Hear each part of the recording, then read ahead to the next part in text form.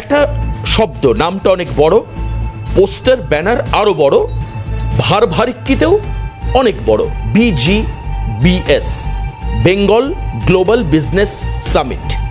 বাংলায় অনুষ্ঠিত হয়, বছরের পর বছর অনুষ্ঠিত হয়, কিন্তু এবার BGBS হচ্ছে না। আর এই BGBS হচ্ছে না, এটা গতকালকে বৈঠকের পর ঘোষণা করেছেন মুখ্যমন্ত্রী। তিনি পাশাপাশি এটাও ঘোষণা করেছেন যে 25-এ এই BGBS হবে। এটা সরকারের অবস্থান।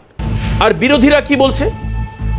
বিরোধীরা বলছে BGBS নিয়ে যে এই BGBS করে লাভ নেই কোনো, অর্থাৎ বেঙ্গল গ্লোবাল বিজনেস সামিট করে লাভ নেই কোনো, কারণ প্রত্যেক বছর লক্ষ লক্ষ কোটি টাকার প্রপোজড ইনভেস্টমেন্ট আসে, কাজের কাজ বাংলায় হয় না।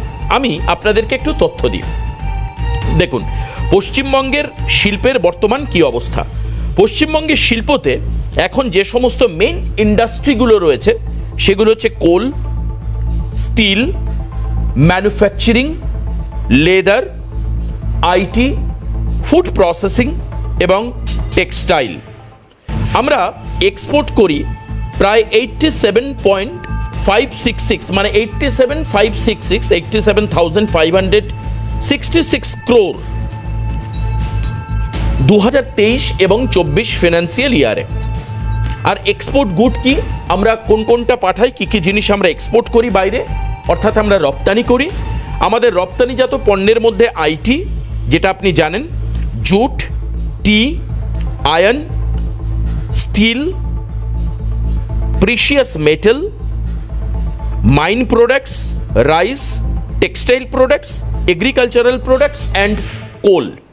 এবার কথা হচ্ছে যে এই যে বড় শিল্প হচ্ছে না, এর ক্ষেত্রে আপনি জানেন যে একটা খুব ব্ল্যাক প্যাচ আমাদের পশ্চিমবঙ্গের শিল্প মানচিত্র হয়ে আছে।